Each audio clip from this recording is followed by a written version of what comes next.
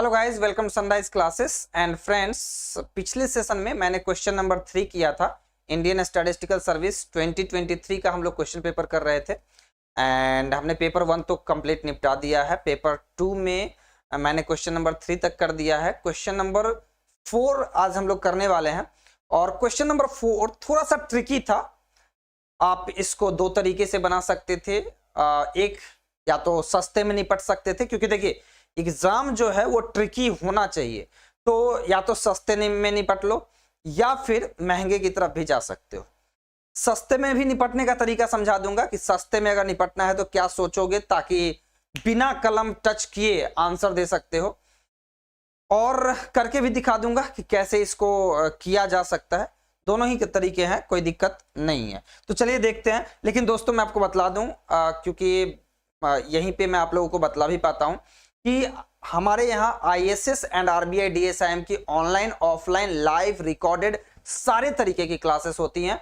आप एक बार ज्वाइन कीजिए एंड मैं ये गारंटी के साथ कह सकता हूं, दावे के साथ कह सकता हूं कि आप खुद दूसरे को रिकमेंड करेंगे कि जाना अगर कहीं तो सनराइज क्लासेस के पास जाना, क्योंकि हम देते ही इतना अच्छे से हैं। लाइक हो सकता है कि आपको कभी कभी हमारे जो टीम मेंबर हैं वो पैसे में कॉम्प्रोमाइज ना करें, may be possible, but service में आप जो चाहो वो, लाइक आप चाहो कि 24 घंटे पढ़ना है, सर रेडी है, मैं रेडी हूं, क्लासरूम एकदम एसी लगी हुई है, आराम से पढ़ो, कोई दिक्कत नहीं। ठीक है, तो चलिए हम लोग स्टार्ट करते हैं। और वहां पे भी पैनल लग चुकी है, तो पैनल पे ही पढ़ाई होगी, इस बात को बस ध्यान में रखना है। नाउ चलिए देखते हैं, इस क्वेश्चन को समझते हैं। थोड़ा सा ट्रिकी है बट बड़ा ही इंटेलिजेंट सा क्वेश्चन है, बहुत बेहतरीन क्वेश्चन है। और ध्यान रहे, इस तरीके के क्वेश्चंस का क्लास में जो डिस्कशन होता है, mind blowing, fantastic, got the point. चलिए स्टार्ट करते हैं। कहता है कि let X be a random variable which assumes only two values 1 and 0। मतलब ये है कि बर्नौली वाला केस है, clear, respectively representing occurrence of success or failure in an experiment with only two outcomes, the probability of getting success in the experiment is p theta। यानी कि x जो अपना है, x फॉलो कर रहा है, x is following Bernoulli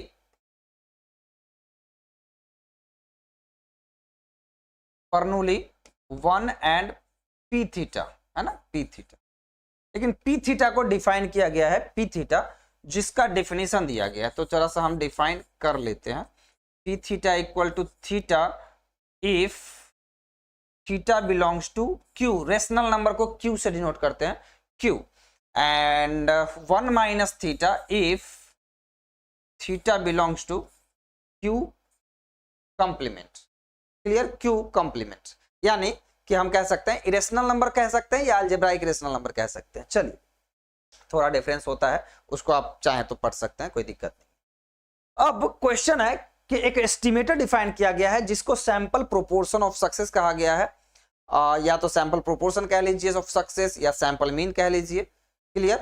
तो इसको टी कहा गया है। नाउ अगर हम जानते हैं कि अगर x1 x2 xn एक रैंडम सैंपल है, एक रैंडम सैंपल है from Bernoulli distribution, then sample mean is unbiased estimator of population mean. तो एक्सपेक्टेशन ऑफ x अगर आप यहां निकालोगे, तो अगर बाइनोमियल के थ्रू तो n थीटा होता है, तो यहां थीटा की जगह p थीटा यानी p थीटा होगा। यानी कि अगर आप एक्सपेक्टेशन ऑफ x निकालते हो, क्लियर, एक्सपेक्टेशन ऑफ x निकालते हो, तो आपको पता है कि this will be equal to p theta. Why?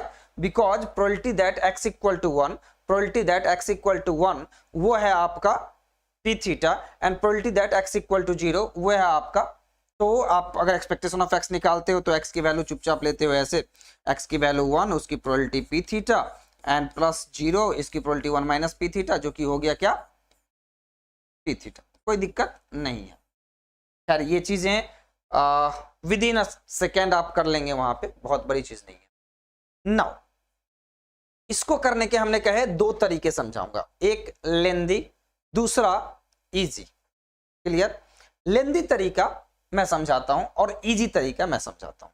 सबसे पहले क्या करें, इजी तरीका समझते हैं, फिर लेंदी करवा दूंगा, कोई दिक्कत नहीं। यहां पे 3 चीजें दिख रही है ऑप्शन में, ऑप्शन में दिख रही है कि T is MLE as well as consistent, T is unbiased and consistent, T is MLE but not consistent and T is consistent but not MLE. Now सब लोगों ने इनवेरियंस प्रॉपर्टी पढ़ी है, एमएलई की और कंसिस्टेंसी की। अनवाइस्डनेस की कोई इनवेरियंस प्रॉपर्टी नहीं होती है। यहां पे पी थीटा का अनवाइस्ड एस्टिमेटर टी है। अगर आप एक्सपेक्टेशन ऑफ टी यानी कि 1/n समेशन xi निकालेंगे तो दिस इज इक्वल टू होगा 1/n summation over i equal to 1 to n expectation of xi। Expectation of xi P theta, तो n से n कैंसल हो गया पी थीटा, यानी कि अनवाइस्डनेस पी थीटा की अनवाइस्ड एस्टिमेटर तो पता है, लेकिन हमें यह नहीं पता कि थीटा का ये अनवाइस्ड एस्टिमेटर होगा या नहीं। कंफर्म कुछ भी नहीं कह सकते।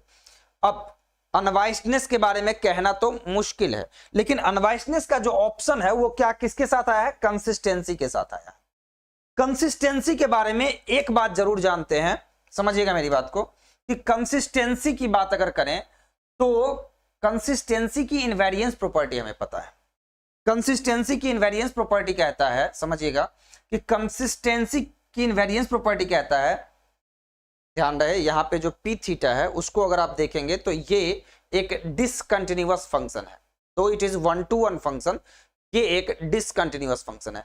1-to-1 होने का मतलब होता है 1-1 एंड ऑन टू। और आपको पता है कि अगर कोई फंक्शन 1-1 हो और onto and onto हो तो इस केस में क्या हो जाता है ना, इस केस में एक इंजेक्टिव मैपिंग हो जाती है, और जब वो मैपिंग होती है तो इनवर्स एग्जिस्ट करता है किसी भी फंक्शन का। यहां पे भी इनवर्स एग्जिस्ट करता है, और आपको पता है कि इस केस में अगर इनवर्स एग्जिस्ट करता है तो theta will be function of P theta. Theta will be, because theta का ये फंक्शन है पी थीटा, तो थीटा होगा फंक्शन पी थीटा का। x is a function, y is a function of x, तो x is a function of y होता है। तो पी थीटा का फंक्शन होगा थीटा। बस सोचना है, ये जो मैं बार बार बोल रहा हूं इसलिए टाइम जा रहा है, नहीं तो सोचने में ओनली 10 सेकेंड्स लगेंगे। इनवेरियंस प्रॉपर्टी अगर आप देखेंगे तो कंसिस्टेंसी का इनवेरियंस प्रॉपर्टी कहता है कि इफ, समझिएगा, कंसिस्टेंसी की इनवेरियंस प्रॉपर्टी कहता है कि if theta cap is a function of, समझिएगा, theta cap is a function of is a consistent estimator of theta, is a consistent estimator of theta, and g is a continuous function। पहला question यहीं पे drum हो गया, continuous function of theta. मैं बस लिख दे रहा हूं इसलिए कंटिन्यूअस फंक्शन ऑफ थीटा, और कंटिन्यूअस फंक्शन कह सकते हैं, थीटा या रियल नंबर चलेगा। Continuous function, then G theta cap is consistent estimator of G theta. Got the point? जी थी। तो यहां पे पहला क्वेश्चन ये कंटिन्यूअस फंक्शन ने बिगाड़ दिया। क्या बिगाड़ा? जरा सा देखिए कि टी जो है अपना हो भी जाता, कंसिस्टेंट हो भी जाता, क्योंकि पी थीटा का वैल्यू थीटा के बराबर है, तो थीटा का वैल्यू पी थीटा के बराबर मान लेते या कर लेते।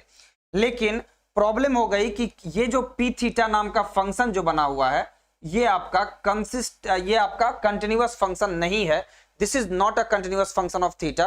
P inverse will not be continuous, and so second option जो इसमें अनवाइस्डनेस था वो खत्म।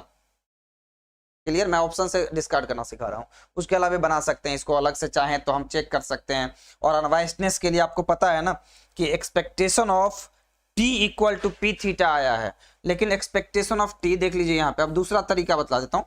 Expectation of T equal to जब आप लिखते हैं तो हो रहा क्या है, theta, expectation of T equal to हो रहा है theta if theta belongs to rational, and 1 minus theta if theta belongs to irrational. So यहां पे थीटा ही होना चाहिए था दोनों ही केस में, तब जाकर के होता टी अनवाइस्ड एस्टिमेटर। तो अनवाइस्ड नहीं है। एंड कंसिस्टेंट भी नहीं है, ये भी फिक्स हो गया। क्यों? डिसकंटिन्यूअस है, सोचने की जरूरत ही नहीं है। दूसरी चीज, अब आते हैं एमएलई की बात करते हैं। तो पहली बात देखिए, यहां से मैंने 3 ऑप्शन अपने आप डिस्कार्ड कर दिए। देखिए एक क्वेश्चन 3 ऑप्शन खत्म। कैसे? T is MLE as well as consistent। MLE है या नहीं हम कुछ नहीं सोच रहे, कंसिस्टेंट नहीं है इसलिए पहला ऑप्शन खत्म। दूसरा ऑप्शन खत्म क्योंकि कंसिस्टेंट नहीं है। डी ऑप्शन खत्म यानी कि कंसिस्टेंट नहीं है। तो बचा कौन सा ऑप्शन? C option. ये हुआ आसान तरीका सी ऑप्शन करने का। हो गया। एक सिंपल सा बात मैंने कहा कि इनवेरिएंस प्रॉपर्टी जो कंसिस्टेंसी की होती है वो केवल कंटिन्यूअस फंक्शन पे लगती है, बात खत्म। और जो ही हमने कहा सारा ऑप्शन ऑटोमेटिक खत्म हो गया, एक ऑप्शन बचा जो सही होगा। तो इस तरीके से बन गया। लेकिन आप चाहें तो इसको बना भी सकते हैं। मुझे लगता है कि ये जो मैंने ट्रिक बतलाई ये काम करता है। इसके कॉरेस्पॉन्डिंग में एक और छोटा सा थ्योरम बतला देता हूं जो कि आपके लिए काम का होगा। और आई होप वो चीजें आपने पढ़ी तो होंगी, बट क्या होता है पढ़ भी लेते हैं तो हम ध्यान नहीं देते उन चीजों पे। Got the point? See here, T is MLE of theta। होगा या नहीं होगा देख लेते हैं, समझिएगा। T जो अपना बन रहा है, T equal to 1/n summation over I equal to 1 to n xi। यहाँ पे मैंने एक ट्रिक दिया, इसलिए ट्रिक दिया क्योंकि जनरली ना एग्जाम में टाइम कम होता है, आपको क्वेश्चन ज्यादा करने होते हैं, तो ट्रिक कभी कभी काम करता है। और मॉडर्न जमाने में ट्रिक्स पे ज्यादा ध्यान देना होता है, ठीक है। तो अगर आप देखेंगे कि यहाँ पे एमएलई की बात करूं तो एमएलई हम निकाल सकते हैं। और हमें पता है कि T is MLE of theta, T is MLE of P theta, T is MLE of P theta, P theta. So अगर हम इसको लिखने का प्रयास करें तो, लेकिन अब एक बात गौर कीजिएगा, P theta and invariance property of MLE says, invariance property अगर आप एमएलई का देखते हैं तो इनवेरिएंस प्रॉपर्टी ऑफ एमएलई कहता है, इनवेरिएंस प्रॉपर्टी ऑफ एमएलई यही कहता है कि भैया if theta cap is the MLE of theta, if theta cap is the MLE of theta and G is any function, G is any function, बातें समझ में आ रही है? G is any function, 1 to 1, many to 1, continuous, discontinuous, doesn't matter, then G theta cap is the MLE of G theta। बस इतना ही केवल सोच लें तो हम कहेंगे कि MLE हो जाएगा। आगे की चीजें हम समझ सकते हैं, कर सकते हैं, बट इस चीज को केवल समझ लें तो हम देखो आसानी से बनाने का काम करना, क्योंकि मैथमेटिक्स में अगर एंट्री करोगे तो है तो बहुत कुछ, पढ़ सकते हो, मेहनत करो, अच्छी बात है, बट एग्जाम हॉल में ट्रिक्स पे ध्यान देना चाहिए। क्यों? तो अगर ये ट्रिक्स नहीं रहे तो आपका क्या होगा, अगर 15 मिनट समय लग गया या 10 मिनट भी समय लग गया, बेकार है, फिर गए काम से। क्योंकि 10 मिनट समय यहां दे दिए और भी क्वेश्चंस होंगे ना इस टाइप के, तो फिर प्रॉब्लम हो।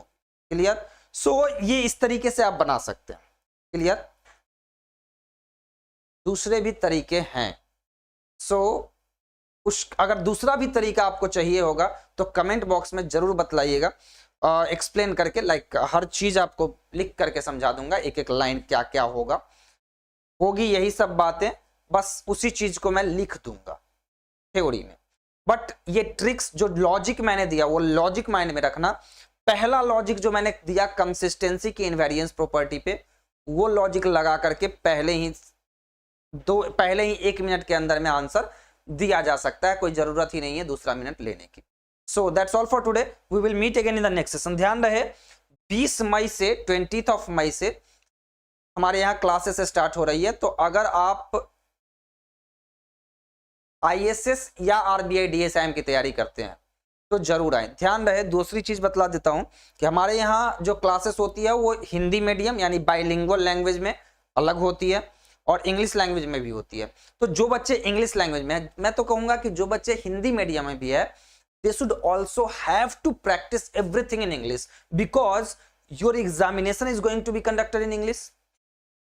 your interview is going to be conducted in English, and they will not even let you talk in Hindi while in interview.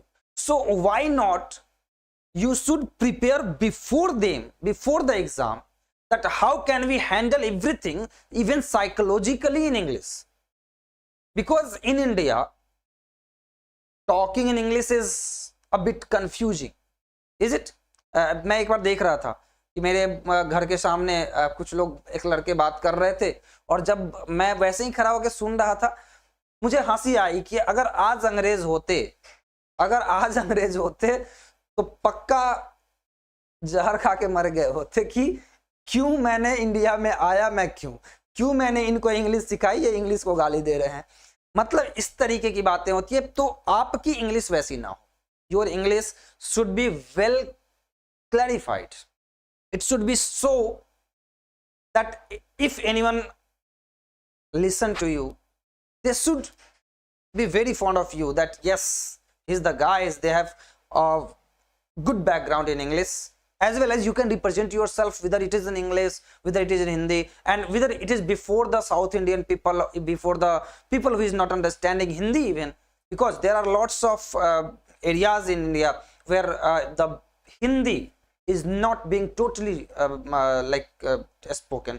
So you should be well clear that if you come to Sunrise classes, it's not only gives you the formal education what is being given, obviously that will be the purpose, but your English communication skill will also be improved. So you should be making confirm these things from my team and you should come. हमारी जो classes है, मैं Hindi English मिला करके बोलता हूँ, reason कि बहुत सारे बच्चे हिंदी के भी हैं एंड मे पॉसिबल कि समटाइम्स वो समझ ना पाएँ। सो हमारी जो क्लासेस है, मैं आपको बतला दूं कि sunrise classes, ISS coaching Delhi sunrise classes इसको पूरा कहा जाता है। सो ये मुखर्जी नगर में है, दिल्ली मुखर्जी नगर, भारत की राजधानी जानते हो ना? हाँ, तो दिल्ली मुखर्जी नगर में ये है। मुखर्जी नगर में जो दृष्टि की क्लासेस चलती है उसी की बिल्डिंग में हमारी भी क्लासेस चलती हैं। तो आप आइए, एक बार विजिट कीजिए। अरे आ जाओ भाई, कोई दिक्कत नहीं है। और एक बात को ध्यान रखिए कि this is going to be the best platform. आप आइए एंड मैं कहता हूं कि आप दूसरे को रिकमेंड करेंगे कि जाओ। हमारे बहुत सारे बच्चे रिकमेंडेशन से आते हैं, तो इसलिए आप आइए। एंड अगर आप सच में सीरियस कैंडिडेट है ना, तो मैं तो कहूंगा कि यू मस्ट कम। एक बार आपको प्रैक्टिस सेट हमारा लगा लेना चाहिए एक बार आकर के, क्योंकि प्रैक्टिस सेट का मतलब ये नहीं, वो जो 60 मॉड्यूल्स आप देखते हैं जनरली, वो तो ट्रेलर है, पिक्चर तो अभी बाकी है मेरे दोस्त। पिक्चर तो क्लासरूम में दिखाई जाती है। तो ट्रेलर में 60 मॉड्यूल्स, पिक्चर में 200 से ज्यादा मॉड्यूल्स। इतने टेस्ट करवाऊंगा कि आप भागना शुरू कर दोगे, लेकिन मैं पीछे नहीं हटूंगा।